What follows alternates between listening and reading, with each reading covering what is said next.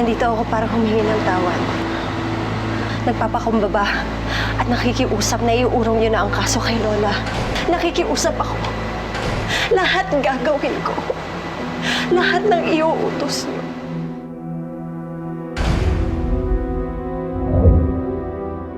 Nakikita mo to? Kunin mo ang necklace ko gamit ang bibig mo.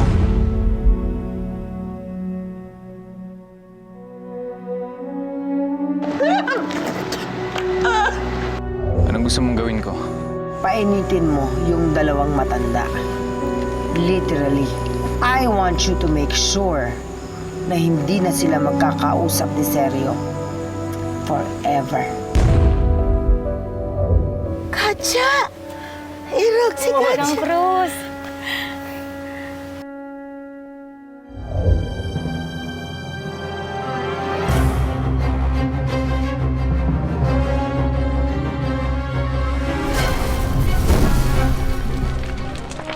Irog!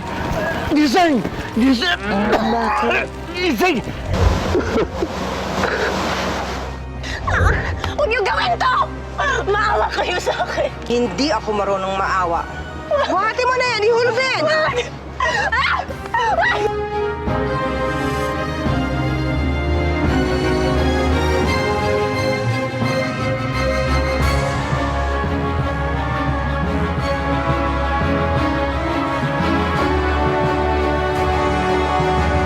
Wala naman sigurong lahing sirena yan si Marimar. Tara na. Tara.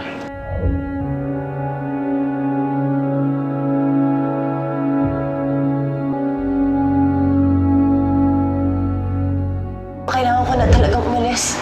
Salamat sa tulong. Pero nasa panganib ang pamilya ko. Sigurado ka? Lolo!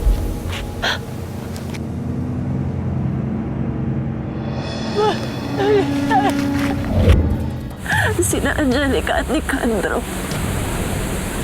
Sila ang may gawa nito. Isinusumpa ko. Maniningil ako ng higit pa sa buhay niyo! Talia, kailangan kong magtago. Saan? Anak, ikaw ba yan? Mar, buhay ka. Seryo, alis ka? Salo ko lang maalala ang asawa ko kapag di ako umalis dito. Seryo, bakit ba kasi ayaw mo na lang tulungan kita na kalimutan siya? Kung di mo siya magawang irespeto ng buhay siya, sana man lang ngayon. Sa Maynila, doon ka magbagong buhay.